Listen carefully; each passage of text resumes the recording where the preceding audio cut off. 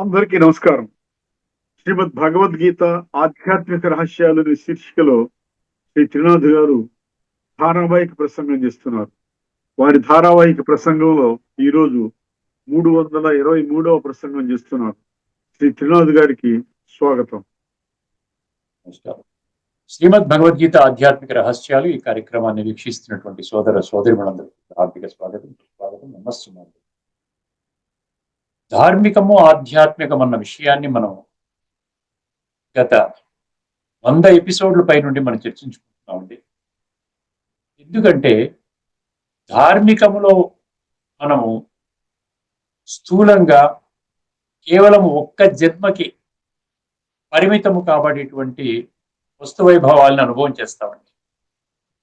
ధనాన్ని, ముఖ్యంగా ధనాన్ని సంపాదించడంలోనే అత్యధిక శాతం, ఎక్కువగా సమయాన్ని, వాళ్ళ శక్తుల్ని, లేకపోతే ఉన్నటువంటి ధనాన్ని, పరిమిత ధనాన్ని దేనికి ఇన్వెస్ట్ చేస్తారండి? అత్యధికంగా ఇంకా డబ్బు సంపాదించుకోవాలి అనేటువంటి ఆలోచనతో ఉంటారు. అంటే ధార్మికంలో స్థూల ధనానికి ప్రాముఖ్యత ఎక్కువ అండి. సూక్ష్మ ధనం యొక్క జ్ఞానము లేదు వాళ్ళకి. ఈ సూక్ష్మ ధనమే దాన్ని ఏమంటారంటే జ్ఞాన ధనం అంటారు, ఆధ్యాత్మిక ధనం అంటారు, ఆధ్యాత్మిక జ్ఞాన ధనము అంటారు. అర్థమైందండి? ఈ స్థూల ధనము కేవలం ఒక్క జన్మకి మాత్రమే ఉంటుంది.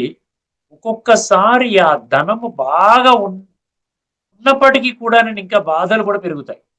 ధనం కారణంగా కూడా కష్టాలు పెరుగుతాయి. మీకు తెలుసునో తెలియదు. అర్థమైందండి? ధనమూలం ఇదం జగత్ అనుకుని ఇది ఒక్కటే మనం సంపాదించుకుంటే మన ధనము ద్వారా ప్రతి ఒక్క ప్రాప్తిని మనం చేసుకోవచ్చును, అద్భుతమైన జీవితాన్ని తయారు చేసుకోవచ్చును అన్నటువంటి మిథ్యలో గడుపుతూ ఉన్నారు వర్తమానంలోని మనుషులు. ఆధ్యాత్మిక జగత్తులో ఆ ధనానికి ప్రాముఖ్యత లేదండి. అంటే స్థూల ధనానికి ప్రాముఖ్యత లేదు, ఆధ్యాత్మిక ధనానికి అత్యంత ప్రాముఖ్యత అన్నమాట. ఆధ్యాత్మిక ధనం ఉన్నవాడు ఈ భూమండలం పైన కోటాను కోట్ల ఉన్నటువంటి మనిషి కంటే గొప్పవాడు. గుర్తుపెట్టుకోండి, ఇది ఆధ్యాత్మికంగా భగవంతుడు మనకి తెలియజేస్తున్నటువంటి ఒక నిగూఢ గంభీరమైనటువంటి గుహ్యమైనటువంటి రహస్యం అండి. ఇప్పుడు మనం భజగోవింద శ్లోకాల్లో కూడా ఇదే విషయాన్ని ఆదిశంకరాచార్యులు భగవత్పాదులు గారు వారు మనకి అర్థం చేయిస్తున్నారు. ధనము గురించే, ధనము యొక్క అది ఏమన్నా పనికొస్తుందా, మనకి అది అనర్థంగా ఉంటుందా అన్న విషయాన్ని స్పష్టం చేస్తున్నారు. తెలుసుకునే ప్రయత్నం చేద్దాం. ముందుగా ఒకసారి ఆ శ్లోకాన్ని వినండి. భజగోవింద శ్లోకాల్లో 29వ శ్లోకం అండి. అర్థం అనర్థం భావయ నిత్యం, అర్థం అనర్థం భావయ నిత్యం, నాస్తి తతః సుఖలేశః సత్యం, నాస్తి తతః సుఖలేశః సత్యం, పుత్రాదపి ధన భాజం భీతి, పుత్రాదపి ధన భాజాం భీతి, సర్వత్రైషా విహితా రీతి, సర్వత్రైషా విహితా రీతి.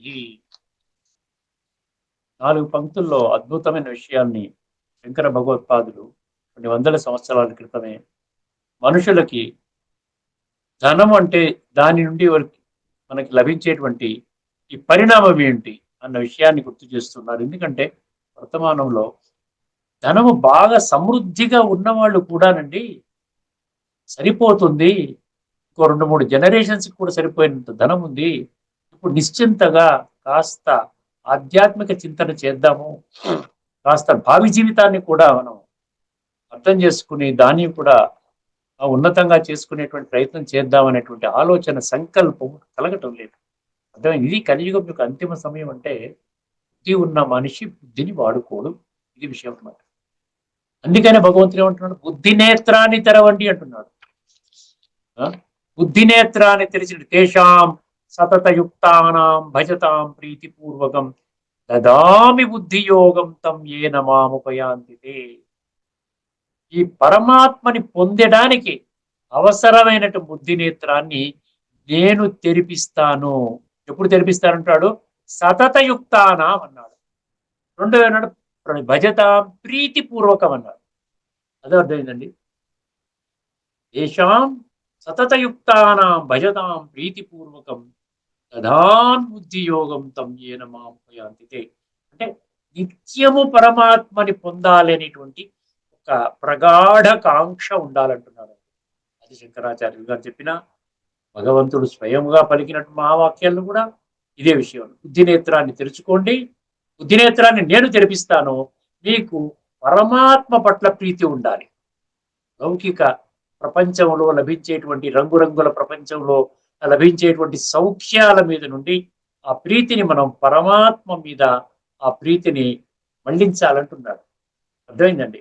అప్పుడు దదామి బుద్ధి యోగం తం ఏన మాముపయాంతితే. మాముపయాంతితే అండర్లైన్ చేసుకోండి. మాం అంటే నన్ను, ఉపయాంతితే అంటే పొందేటువంటి ఆ యొక్క విధానము, బుద్ధి నేత్రాన్ని, బుద్ధి యోగాన్ని నేను మీకు కల్పిస్తాను.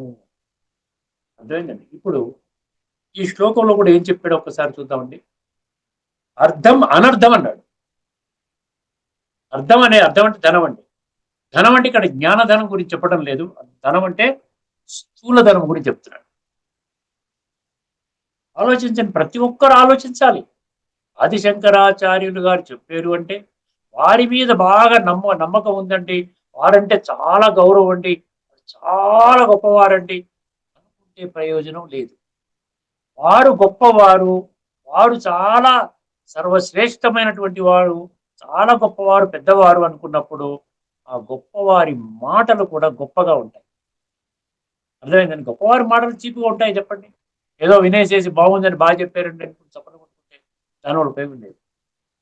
అర్థం అనేది ఎందుకంటే చాలా కుటుంబాల్లో చూసారా, బాగా డబ్బున్న వాళ్ళలో కూడా కలతలు ఉన్నాయి, కొట్లాటలు, కోర్టు తగాదాలు. అన్ని ఉన్నవాళ్ళు కూడా ఏదో ఒక ఆస్తి, తల్లిదండ్రుల నుంచి సంక్రమించేటువంటి ఆస్తి, కోటాను కోట్ల విలువైనటువంటి ఆస్తి. ఒక్కొక్క ఆస్తి చూసారు, పెద్ద పెద్ద భవంతులు కట్టేసి తల్లిదండ్రులు శరీరం విడిచిపెడితే పిల్లలు కొట్టుకుంటున్నారు, కోర్టుకు వెళ్తున్నారు, చంపుకుంటున్నారు. తెలుసునా మీకు? ఇది ఏమైనా అర్థంగా ఉందా, అర్థం అనర్థంగా ఉందా? ఆలోచించండి. ఏమంటున్నారు చూడండి. అర్థం అనర్థం భావయ నిత్యం రా. నిత్యము అనునిత్యము మీలో సంకల్పం ఏం కలగాలంటే, నేను డబ్బు మీద వ్యామోహంతో కేవలం ధనాన్ని పోగు చేసుకునే ఒక కాంక్షతో నేను పనిచేస్తూ ఉన్నాను, అది అనర్థం అంటున్నాడు. ఆయన మాటల్ని మనం గౌరవిద్దాము. అర్థం ఎంతవరకు కావాలో అంతవరకే, కానీ అర్థమైందండి? God gives for your need but not to meet your greed అని ఏదో ఒక స్లోగన్ ఉంటుంది. అర్థమైందండి? మన యొక్క లోభగుణాన్ని, దాన్ని సంతృప్తి పరచడం కోసం మనకు ధనాన్ని ఇవ్వడంట. నీకు ఎంత అవసరమో, నీకు, నీ భార్యకి, పిల్లల్ని పోషించుకోవడానికి ఎంత అవసరమో అంతవరకు భగవంతుడు ఇస్తాడు. అది నీతిగా మీరు సంపాదించుకుంటే మీకు లభిస్తుంది. అవినీతిగా, అనైతికంగా లేకుండా అంటే అన్ని చట్టాలని ఉల్లంఘించుకుంటూ దొంగతనంగా, లంచం మార్గంగా, ఇంకో మార్గంగా సంపాదించుకుంటే ఆ డబ్బు అనర్థం. అర్థమైందండి? ఏదైనా కానివ్వండి, మీలో మనసులో సంకల్పం, మీరు ఏదైనా కానివ్వండి, ఒక డాక్టర్ కానివ్వండి, మనసులో సంకల్పము, ఎదురుగుండా పేషెంట్ బాగా డబ్బున్నవాడు, ఒక్క సంకల్పం వచ్చింది అనుకోండి, ఏం చేస్తారు ఆయన? ఒక చిన్న లోభగుణము వారిలో సహజంగానే, భౌతికంగా దేహభ్రాంతిలో ఉన్నటువంటి వాళ్ళలో లోభగుణము వర్తమానములో, కలియుగం యొక్క అంతిమ సమయములో ఉండటము సహజము, లేకపోవడం అసహజం. మరి ఏం చేస్తారు? వచ్చిన పేషెంట్ గొప్పవారు, నేను ఎన్ని రకాల టెస్టులు రాయించినా కూడా వాళ్ళు చేయించుకుంటారు. ఈ ఆసుపత్రికి ఇంత ధనం వస్తుంది కాబట్టి అందులో నాకు ఇంత షేర్ ఇస్తారు, కాబట్టి నేను అధికంగా డబ్బు సంపాదించుకోగలుగుతాను. నీతి నీతి నీతి ప్రకారంగా, అది సత్యంగా మీరు ఆ పేషెంట్కి ఫలానా ఒకటే టెస్ట్ కావాలి, కానీ మీరేం చేస్తారు? హోల్ బాడీ స్కానింగ్ అంటారు, లేకపోతే బ్రెయిన్ స్కానింగ్ అంటారు, లేకపోతే సిటీ స్కానింగ్ అంటారు, లేకపోతే ఇవన్నీ చేయాలండి అంటారు. వాళ్ళు ఏం చేస్తారు? తెలియదు కదా, వాళ్ళు డాక్టర్లు కాదు కదా, వాళ్ళు పేషెంట్లు కదా. వాళ్ళు ఏం చేస్తారు? సరే అన్ని చేయించేయండి డాక్టర్ గారు అంటారు. 2-3 రోజులు హాస్పిటల్ అడ్మిట్ అవుతేనే లక్షల రూపాయలు వసూలు చేస్తున్నటువంటి వర్తమానంలో ప్రతి ఒక్కరికి అనుభవం అండి ఇది. ఇదేది నేను కొత్తగా చెప్పడం లేదు. ఇక్కడ ఏం చెప్తున్నాడు ఆదిశంకరాచార్యులు గారు?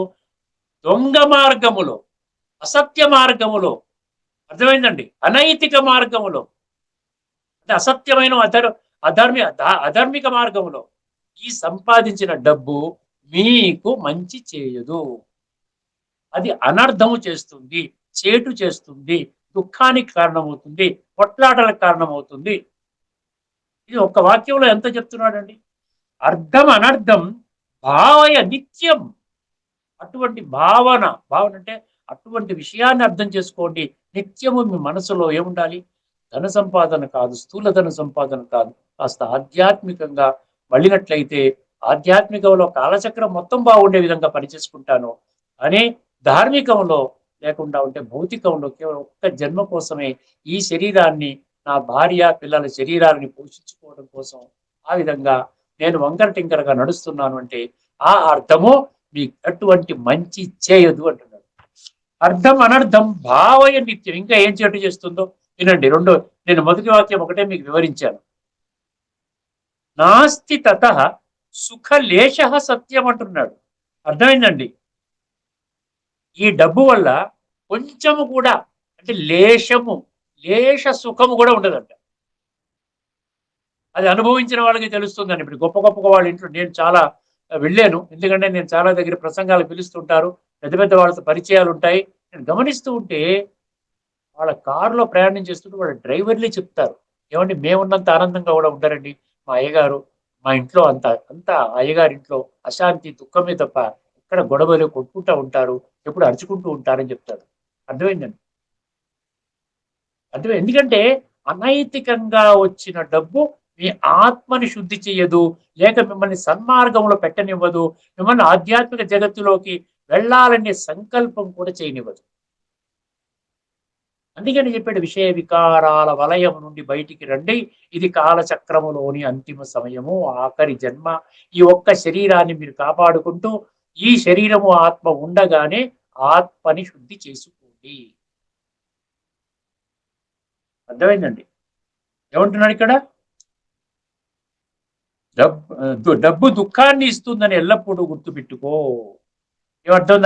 అర్థం అనర్థం భావయ నిత్యం, ఎల్లప్పుడూ గుర్తుపెట్టుకో. రెండో పంక్తి గురించి ఏం చెప్తున్నాడు? దాని వలన కొంచెము సుఖము కూడా లేదు అన్న మాట సత్యము. రెండో పంక్తి అంటే నాస్తి తత సుఖ లేశ సత్యము. లేశ సుఖము కూడా మీకు ఇవ్వదు. సత్యంగా, నీతిగా, చక్కగా మీ యొక్క కర్తవ్యాన్ని మీరు యాజ్ పర్ లా, చట్టం ప్రకారంగా మీరు చేసుకుంటూ, గుణాలను ధారణ చేసుకుంటూ, ఒక కర్మ యోగిగా అయ్యి పరమాత్మక స్మృతిలో, ఆత్మిక స్థితిలో ప్రతి ఒక్కరిని ఒక సోదర భావముతో, పరమాత్మ సంతానం అందరూ కూడా నేను ఒక సోదరాత్మకి నేను సహాయం చేస్తున్నాను, వీరికి అటువంటి భావనతో మీరు చేస్తూ, మీకు మామూలుగా రావలసినటువంటి డబ్బు తీసుకుంటూ అది కానీ చేసినట్లయితే ఆ కొంచెము డబ్బైనా మీ జీవితాన్ని, మీ కుటుంబాన్ని రక్షిస్తుంది, మీ ఇంటిలో శాంతిని నెలకొల్పుతుంది. నాస్తి తతః సుఖలేశ సత్యం అంటున్నాడు. మూడో పంక్తి చూడండి. పుత్రాదపి ధన భాజం భీతి.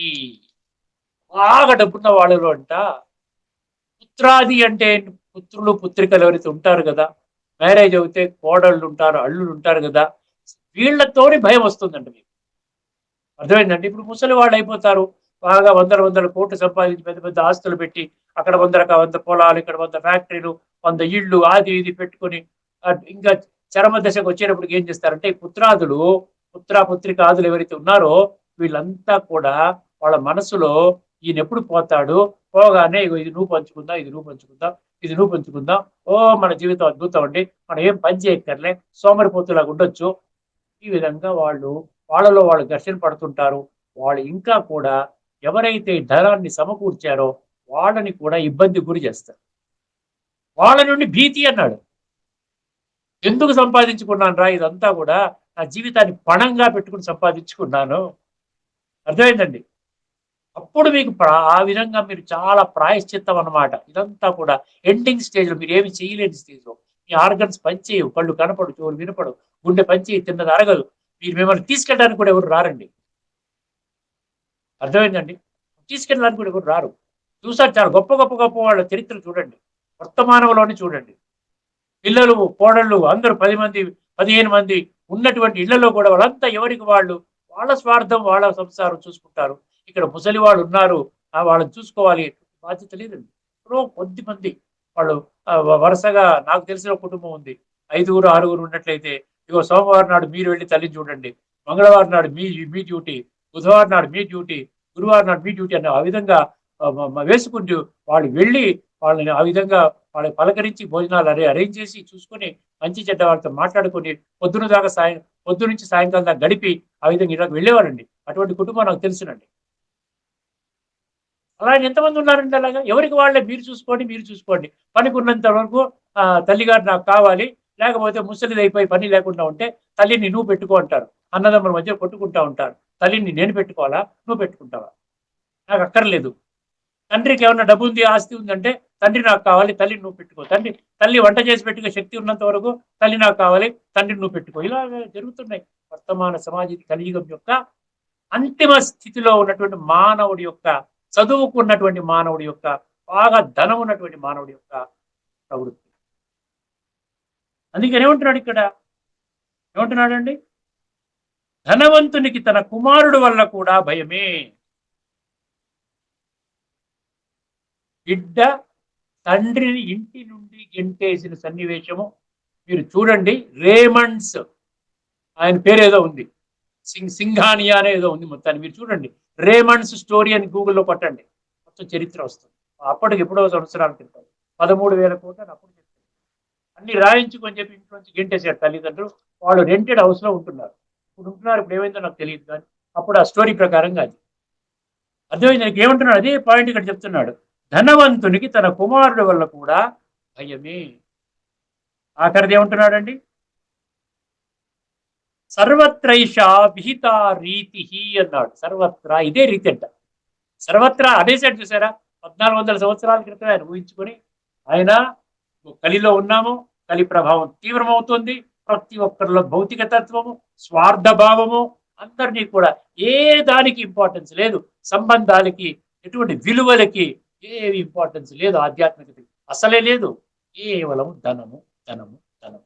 సో ధనం వల్ల అనర్థాలు ఏం చెప్పారు? అర్థం అనర్థం భావయ నిత్యం నాస్తి తతః సుఖలేశ సత్యం త్రాదపి ధన భాజాం భీతి సర్వత్రైష విహితారీతి. సర్వత్రా ఇదే భావన ఉన్నదన్న సంగతి గుర్తించు నాయన. ఎందుకు చెప్తున్నాడు ఈయన? గుర్తించి కాస్త ధనం మీద వ్యామోహం తగ్గించుకోరా నాయన, కాస్త సమయాన్ని ఆధ్యాత్మిక చింతన వైపు పెట్టు అంటున్నాడు. దీని మీనింగ్ ఏమిచ్చాడండి? ఇంగ్లీష్లో చదువుతాను. Wealth is not welfare truly. Wealth is not welfare truly. There is no joy in it. Reflect అంటే కాంటంప్లేట్. ఆలోచించు నాయన, బుద్ధిని కాంటంప్లేట్ చేయి, reflect at all times. A rich man fears even his own son. A rich man fears even his own son. మీరు కూడా గూగుల్లో తీస్తే, నేను గూగుల్లో తీసిందే ఇలా రాసుకున్నాను. అది దాని యొక్క శ్లోకానికి అర్థం చేసుకున్నాను. అక్కడ భగవంతుడు ఏం చెప్తున్నాడు? స్థూల ధనము నీకు 1,00,000 కోట్లు సంపాదించుకున్న ఒక్క జన్మకే పరిమితము. తదుపరి జన్మలో దరిద్రుడిగా పుడతావు. ఎందుకంటే ఈ సంస్కారాలు ధనము ద్వారా సంస్కరించబడవు. జ్ఞాన ధనము ద్వారా ఆత్మలో ఉన్న కుళ్ళు కడగబడుతుంది. శరీరం యదవాప్నోతి యచ్చాప్యుత్క్రామతీశ్వర భువి త్వయితాని సంయాతి వాయుర్గంధాని వాశయాత్. వాయువు ద్వారా వాసన, సువాసన కాని, దుర్గంధము కాని, సుగంధము కాని ఒక ప్రదేశము నుండి ఇంకొక ప్రదేశానికి ఏ విధముగా కొనియాడబడుతుందో అదే విధంగా జీవుడు, జీవాత్మ అంటాం కదా, జీవ ఆత్మ రెండు సెపరేట్ అయినప్పుడు, అంటే మరణ సమయం ఆసన్నమైనప్పుడు, శరీరం ఉండే ఆత్మ అలా వెళ్ళిపోయినప్పుడు, అర్థమైందండి? ఏమంటారు? ఈ లెఫ్ట్ ద మార్టల్ కాయిల్ అంటారు కదా, ఇది మార్టల్ కాయిల్. ఈ లెఫ్ట్ అంటే ఆయన ఆత్మ అలా వెళ్ళిపోయినప్పుడు తన కూడా కేవలము అప్పటి వరకు ఆధ్యాత్మిక కోణములో, పరమాత్మక చింతనలో ఎంత సంస్కారాలు అయితే తయారు చేసుకున్నాడో, అది సాత్విక అయితే సత్యత్రేతాయుగాలు, రాజసిక అయితే ద్వాపర యుగము, లేక తామసికం అయితే కలియుగంలో జన్మలు తీసుకుంటారు. పురుష ప్రకృతిస్థో హి భుంక్తే ప్రకృతిజాన్ గుణాన్ కారణం గుణ సంగోస్త్య సత్ అసత్ యోని జన్మసు. పురుష ప్రకృతి అన్నాడు అక్కడ. పురుష ఏం చేస్తుంది? ప్రకృతి నుండి పురుష వెళ్ళిపోయినప్పుడు తను ఆధారం ఏంటంటే సత్ అసత్ యోని. మంచి జన్మలు, సత్ జన్మలు అంటే సత్యత్రేతాయుగాలు అసత్యోనులు అంటే అసత్ జన్మలు, అసత్ శరీరాలు ఎక్కడ దొరుకుతాయి? ద్వాపర కలియుగాల్లో దొరుకుతాయి. అది 13:21, అదేవిధంగా 15:8లో ఈ విధంగా చెప్పడం జరిగింది. అర్థమైందండి. డబ్బు దుఃఖాన్ని ఇస్తుందని ఎల్లప్పుడూ గుర్తుపెట్టుకో. దాని వలన కొంచెం సుఖము కూడా లేదు అనే మాట సత్యము. ధనవంతునికి తన కుమారుడు వల్ల కూడా భయమే. అన్ని చోట్ల డబ్బు యొక్క పద్ధతి ఇంతే. ఇది శ్లోకం అండి. ఇక్కడితో నేను ఆపేస్తున్నాను. ధనం గురించి స్థూలధనం గురించి ఇంతకంటే ఏ ఏ పుస్తకం కూడా ఇంతకంటే చెప్పదండి. స్థూలధనం వల్ల నీకు చక్కగా వైరాగ్యం వస్తుంది, చక్కగా పరమాత్మ చింతన చేస్తావు, ఆ ఆత్మ పరమాత్మ సంయోగం జరుగుతుంది, పరమాత్మ గుణాలు శక్తులు తెచ్చుకుంటావు.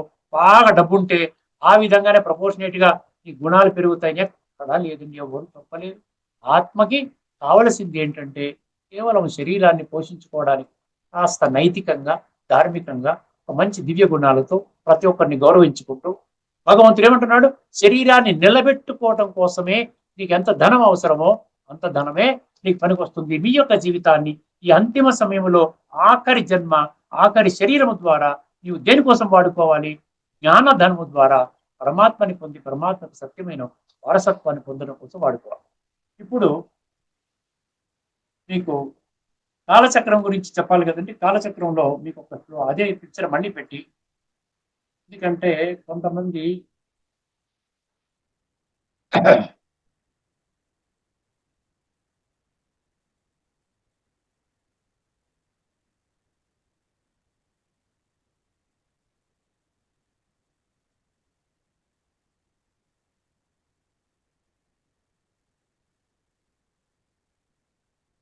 ఈ చిత్రాన్ని చూడండి. ఇప్పుడు కాలచక్రం గురించే నేను చెప్తున్నాను. ముఖ్యంగా ఇది చాలా ఇంపార్టెంట్ అంశం అండి. ఈ నిరాకార తత్వం ఆధారంగా మనం అర్థం చేసుకుంటే ఇవన్నీ విషయాలు వస్తున్నాయి. భగవంతుడు సాకారము అనుకుంటే మీకు ఏమీ అర్థం కాదు. అర్థమైందండి? భగవంతుడు సాకారం అనుకున్నంత మీకేం తెలియదు. ఒక్కసారి చూడండి, దీనికి ఎక్కువ సమయాన్ని కూడా కేటాయించాల్సిందే. 5 నిమిషాల్లో మీకు ఈ యొక్క శ్లోకం యొక్క మీనింగ్ అర్థమవుతుంది. ఇదివరకు గత ఎపిసోడ్లో మనం చర్చించుకున్నట్టుగానే ఎవరైతే ఈ యొక్క కాలచక్ర ఈ యొక్క వర్తమాన సమయంలో పరమాత్మ చెప్పినటువంటి మార్గంలో నడవడానికి ఇష్టపడుతూ నడిచేటువంటి ప్రవేశం చేస్తూ అక్కడ నుండి సంపూర్ణత పొందకుండానే శరీరాన్ని విడిచిపెడితే అటువంటి వాడికి ఎటువంటి గతి పడుతుంది అన్న ప్రశ్నకి భగవంతుడు 2 శ్లోకాల ద్వారా సమాధానం ఇవ్వడం జరిగిందండి. ఇదివరకు మనం చెప్పుకున్న దాంట్లో ఏం చెప్పుకున్నామండి? వారు ఈ యొక్క, ఎందుకంటే ఈ జ్ఞానం అనేది అవినాశి కాబట్టి ఈ జ్ఞానానికి ఎటువంటి నష్టము జరగదు. స్వల్పం తెలుసుకున్నా కూడా ఆ స్వల్పం అంతా మీకు ఏమవుతుందండి? మీకు అందులో ప్రాప్తి, ఆ బెనిఫిట్ అనేది దొరుకుతుంది అని చెప్పారు. అందుకని శుచీనాం శ్రీమతాం గేహి అన్నారు. అంటే ఏమవుతుందండి? ఈ విధంగా సత్యత్రేతాయుగాలు ఏదైతే ఉందో ఇక్కడ కొంచెము జ్ఞానము 7 days కోర్స్ అని చెప్తారండి రాజయోగ శిక్షణా కేంద్రాలలో. ఆ 7 days కోర్స్ తీసుకున్న వాళ్ళు కూడా సత్యయుగంలోకి ఎంటర్ అవుతారన్న విషయాన్ని గుర్తుపెట్టుకోండి. 33 కోట్ల ప్రజలు అన్నారు చూసారా? 33 కోట్ల మంది. ఆ విధంగా అందరూ కూడా తీక్షణంగా పురుషార్థం చేయరండి. ఏదో కొంతమంది ఒక సంవత్సరం పాటు వెళ్తారు, కొంతమంది 6 నెలలు వెళ్తారు, కొంతమంది 3 నెలలు వెళ్తారు, కొంతమంది 30 సంవత్సరాలు వెళ్తారు. చివరికి పరిపూర్ణత పొందకుండానే శరీర త్యాగం చేసినప్పుడు అటువంటి వాళ్ళ గతి ఏంటంటే భగవంతుడు అంటాడు, నష్టం లేదు నాయన, అసలు పొందలేని వాడి కంటే చాలా గొప్పవాడు. ఎందుకంటే వీడు జ్ఞానాన్ని తెలుసుకున్నాడు కాబట్టి అంత సమయాన్ని ఇచ్చాడు, అంత శక్తులని వాడుకున్నాడు, అంత ధనాన్ని కూడా వాడుకున్నాడు, ఈశ్వరీయ ఈ యొక్క యజ్ఞములో వాడాడు కాబట్టి దాని యొక్క ప్రాప్తి ఉంటుంది. ఈ సత్యత్రేతాయుగాల జన్మను పూర్తి చేసుకొని తదుపరి శుచీనాం శ్రీమతాం గేహి అన్నాడు. అంటే శుచీనాం అంటే పవిత్రమైనటువంటి, అంటే లౌకికంగా మన పవిత్రులు ఎవరంటాము? లౌకికంగా వర్ణం ప్రకారంగా బ్రాహ్మణులను పవిత్రంగా భావిస్తాం. వాళ్ళే ఈ విధంగా జ్ఞాన సంపన్నులు, వాళ్ళు వేదాలు ఇవన్నీ చదువుకొని చక్కగా ఒక మంచి మార్గాన్ని ప్రజలందరికీ కూడా ఆ విధంగా ఒక మార్గదర్శక సూత్రాన్ని ఇవ్వడానికి అని చెప్పి నిర్ధారించినటువంటి వర్ణం. సో అటువంటి పవిత్రులైనటువంటి ఇంట్లోనూ మరియు ధనానికి ఎటువంటి లోటు లేకుండా ఉన్న ఇంట్లో, ధనము కూడా సమృద్ధిగా, శుచీనాం శ్రీమతం. శ్రీమతం అంటే బాగా డబ్బు, ప్రాస్పరస్. ఈ శుచీనాం అంటే ప్యూర్. ఈ ఇంట్లో జన్మ తీసుకుంటాం. ఇప్పుడు దీన్ని ఒక్క స్టెప్ పెంచాడండి ఇక్కడ. ఇప్పుడు నేను చెప్పబోయే శ్లోకంలో ఒక్క స్టెప్ ఏంటంటే, ఏమిటంటే ఒక్క స్టెప్ ఏంటి? ఇప్పుడు ఇది వరకు కొంచెం జ్ఞానం తీసుకొని వెళ్ళిపోయిన వాళ్ళ సంగతి ఇప్పుడు చెప్పుకున్నాం. కొంచెం హయ్యర్ లెవెల్‌లో జ్ఞానం తెలుసుకున్నాడండి. ఆల్మోస్ట్ నియర్ పర్ఫెక్షన్‌కి వచ్చాడు. నియర్ పర్ఫెక్షన్‌కి వచ్చాడు కానీ పర్ఫెక్ట్ కాలేదు. అక్కడ ఇంతకుముందు చెప్పినటువంటి సన్నివేశంలో ఒక 30% 40% చేసుకున్నా మీరు శుచీనాం శ్రీమతాంగే. కానీ ఒకవేళ 70% 80% చేసుకున్న వాళ్ళు చేసుకుని ఆ విధంగా మిగతా 10% 20% ఉండిపోయి శరీరాన్ని త్యాగం చేసినట్లయితే వాళ్ళ గతి గురించి ఈ శ్లోకం చెప్తున్నాడు. ఇది 6వ అధ్యాయంలోని 42వ శ్లోకం. గత ఎపిసోడ్ లో 6వ అధ్యాయంలోని 41వ శ్లోకం చర్చించుకున్నాం. ఒక్కసారి ఈ శ్లోకం వినండి. అథవా యోగినామేవ కులే భవతి ధీమతాం ఏతద్ధి దుర్లభతరం లోకే జన్మ యదీదృశం. అథవా యోగినామేవ కులే భవతి ధీమతాం ఏతద్ధి దుర్లభతరం. అర్థమైందండి. ఏతద్ధి దుర్లభతరం లోకే జన్మ యదీదృశం. ఆఖరి పంక్తి ఏంటంటే ఈ లోకంలో ఇటువంటి జన్మ దుర్లభం అంటున్నాడు. కొద్ది మందికి మాత్రమే ఇది ప్రాప్తిస్తుంది. ఎవరా కొద్ది మంది? ఎవరు? పురుషార్థము కొంచెం హయ్యర్ లెవెల్లో చేసుకున్నటువంటి వాడు, ఆల్మోస్ట్ ఒక యోగిగా పరివర్తన చెందినటువంటి వారు ఆఖరి క్షణములో పురుషార్థంలో కొంచెం తేలికై ఆ విధంగా దేహత్యాగం చేసే ముందర ఆ పరిపూర్ణత పొందినటువంటి వాళ్ళు, అటువంటి వాళ్ళు భగవంతుడు ఏమంటున్నాడంటే ఈ కాలచక్రం ప్రారంభం అవ్వక ముందే, ఈ మధ్యలో సమయం ఉంటుంది చూసారా, ఈ సమయములో ఒక యోగుల ఇంట్లో జన్మ తీసుకుంటాడు. యోగులు అంటే ఏమిటి? పరమాత్మ నిర్దేశించినటువంటి మార్గాన్ని అనుసరిస్తున్నటువంటి కుటుంబములో మీరు జన్మ తీసుకుంటారు. రాజయోగుల ఇంట్లో జన్మ తీసుకుంటారు. మళ్ళీ అక్కడ పుట్టగానే, అక్కడ ఆ ఇంట్లో పుట్టగానే వాళ్ళు ఇప్పటి వరకు ఏదైతే పురుషార్థం చేసుకుని ఆ శరీర త్యాగం చేశారో అది అలాగే ఉంటుంది. మిగతా బ్యాలెన్స్ ఏదైతే ఉంటుందో అది ఈ ఒక్క జన్మలో వాళ్ళు అతి తొందరలోనే వాళ్ళు ఏం చేస్తారు, దాన్ని పూర్తి చేసుకొని సంపూర్ణతని పొందుతారు. సంపూర్ణత పొంది వాళ్ళు సత్యత్రేతాయుగాల్లో వాళ్ళు ఉన్నతమైనటువంటి శ్రేష్టమైనటువంటి జన్మలు ప్రాప్తి చేసుకుంటారు. అర్థమైందండి. ఒక 70% 80% పురుషార్థం చేసుకుని కొంచెము విడిచిపెట్టి 10% 20% విడిచిపెట్టి ఆ సమయంలో దేహం అనేది మనం చెప్పేదాకా ఉండదండి. అందుకనే ఏంటంటారు, తొందరగా చేసుకోండి పురుషార్థం, ఎప్పుడు దేహం. ఎందుకంటే ఇప్పటి వరకు దేహత్యాగం చేసిన వారు ఎవరికి కూడా ఎక్కడ నోటీస్ అనేది ఉండదండి. ఉన్న పడంగా అలాగా ఉన్న పడంగా వెళ్ళిపోతాం. అందుకనే ఈ విధంగా ఆత్మచింతన, పరమాత్మ యొక్క చింతన చేసి ఈ రాజయుగ ప్రక్రియ ద్వారా ఆత్మని శుద్ధి చేసుకునేటువంటి ప్రయాణాన్ని ఆపకండి, తీవ్రతరం చెయ్యండి. ఒకవేళ మీరు ఆ తీవ్రతరం చేసే దాంట్లో సంపూర్ణత పొందకుండా శరీరాన్ని త్యాగం చేసినట్లయితే మీరు ఏమైందంటే తదుపరి జన్మలో ఒక యోగుల ఇంట్లోనే పుడతారు. రాజయోగుల ఇంట్లోనే పుట్టి ఇమీడియట్ గా మీ పురుషార్థం అక్కడి అందరూ వెళ్తారు రాజయోగ శిక్షణా కేంద్రానికి. భార్య, భర్త, అప్పటికే ఉన్నటువంటి పిల్లలు. ఇప్పుడు ఈ కొత్తవాడు ఒకటి చేరాడు అనుకోండి, వాడికి కూడా అర్థమైపోతుంది ఇది ఆత్మ, తండ్రి పరమాత్మ, ఈ యొక్క రాజయోగం అనే ప్రక్రియ ద్వారా ఆత్మ సంస్కారం జరుగుతుంది. సో ఇటువంటి వాతావరణంలో అక్కడ జన్మ తీసుకుంటాడు. కాబట్టి తన పురుషార్థాన్ని అప్పటి వరకు చేసుకున్న పురుషార్థంలో మిగిలినటువంటి బ్యాలెన్స్ ని ఆ విధంగా పెంచుకుంటూ ఆ విధంగా సంపూర్ణతను పొందుతాడు. తర్వాత మంచి శ్రేష్టమైనటువంటి పదవులు పొందుతాడు. అర్థమైందని ఒక ఇది అనమాట. అథవా యోగినామేవ కులే భవతి ధీమతాం. ధీమతాం అంటే బుద్ధిమంతులు, బుద్ధినేత్రాన్ని సంపూర్ణంగా తెలుసుకుని పరమాత్మక మార్గములో నడిచేటువంటి వాళ్ళని ధీమతాం అంటున్నాడు. అటువంటి కులములో భవతి అంటే జన్మ తీసుకుంటారు అని అంటున్నారు. ఇప్పుడు భగవద్గీత పుస్తకంలో భాష్యకారులు ఈ శ్లోకానికి ఏం రాసుకున్నారో చెప్పుకొని ఈ యొక్క ఎపిసోడ్ ని మనం ముగించుకుందామండి. 42 6వ అధ్యాయంలోని 42 ఈ యొక్క చిత్రాన్ని తీసేస్తాను. ఎందుకు చూపించానంటే సత్యత్రేతాయుగాలు ఇదండి స్వర్గము, ద్వాపర కలియుగాలు నరకము. దీన్ని బ్రహ్మ పగలు అని అన్నాడు. ఇది కూడా మనం చర్చించుకోబోతున్నాం.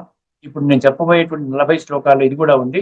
కాలచక్రం యొక్క పరిమితి ఎంత, ఒక్కొక్క జన్మలో ఎన్ని జన్మలు ఉంటాయి, ఇవన్నీ కూడా మనం తెలుసుకోబోతున్నాం. అతి త్వరలోనే వస్తాయి. ఇప్పుడు తీసేస్తున్నాను.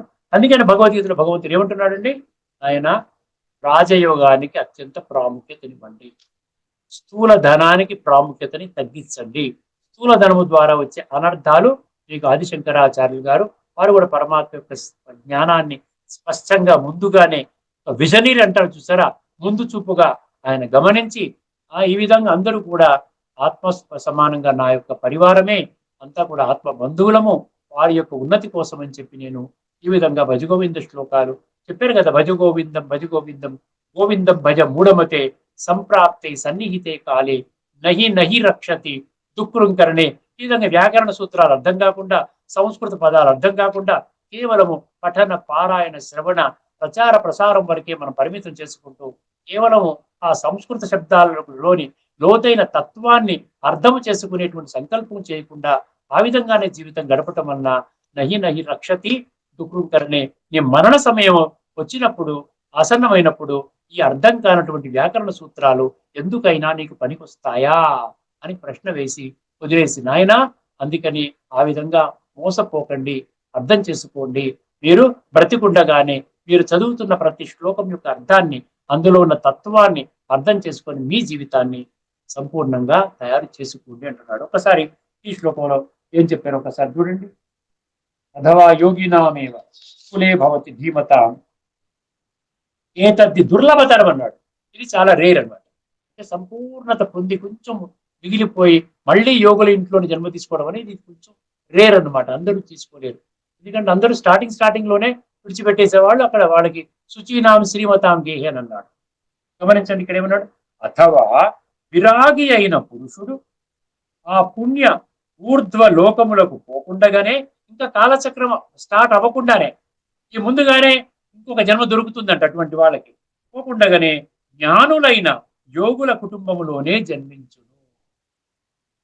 కానీ లోకమునందు ఇట్టి జన్మ ప్రాప్తించుట మిక్కిలి దుర్లభం. ఇక్కడ మనకి ఏమర్థమైందంటే, ముఖ్యంగా ఏమర్థం చేసుకోవాలి, నాయన ప్రతి ఒక్క మనిషి పునర్జన్మ మళ్ళీ మానవ జన్మనే తీసుకోబోతున్నాడు. తదుపరి జన్మ ఖచ్చితంగా ఉంటుంది. ఇప్పటికే మనం 6-7 శ్లోకాలు మనం చెప్పుకున్నాం. కాబట్టి ఖచ్చితంగా ఉంటుంది. కాబట్టి మనం తదుపరి జన్మ గురించి కూడా కాస్త ఈ జన్మలోనే బుద్ధి నేత్రము చాలా స్పష్టంగా తీక్షణంగా ఉన్నప్పుడే మనం ఒక ప్రణాళిక వేసుకుని భౌతికంగా ఎంత సమయం కేటాయించాలి, ఆధ్యాత్మికానికి కూడా సమయాన్ని ఖచ్చితంగా కేటాయించవలసి ఉంటుంది అనేటువంటి ఆలోచన చేసి మీరు ముందుకు వెళతారని ఈ విధంగా ఆదిశంకరాచార్యులు కానివ్వండి, అదేవిధంగా పరమాత్మ ఈశ్వరుడు మన తండ్రి, విశ్వాత్మలందరికీ తండ్రి కానీ ఈ విధంగా ఇటువంటి జ్ఞానాన్ని మనకి అందిస్తున్నారు. ఇక్కడితో మనం ఈ చర్చను ముగించుకుందామండి. తదుపరి ఎపిసోడ్ లో మనము మరొక అద్భుతమైనటువంటి శ్లోకం, కాలచక్ర జ్ఞానాన్ని చెప్పేటువంటి నేను ఒక 40 శ్లోకాలు నేను లిస్ట్ అవుట్ చేసుకున్నాను. అందులో తదుపరి శ్లోకాన్ని చెప్తాను. అదేవిధంగా భజగోవింద శ్లోకాల్లో ఇంకొక 4 శ్లోకాలు మిగిలి ఉన్నాయండి. మొత్తం 33 శ్లోకాలు చెప్పారు.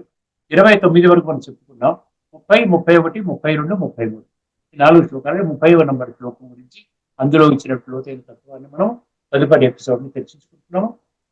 అంతవరకు సెలవు. అందరికీ నమస్కారం. లోకా సమస్త సుఖినో భవంతు.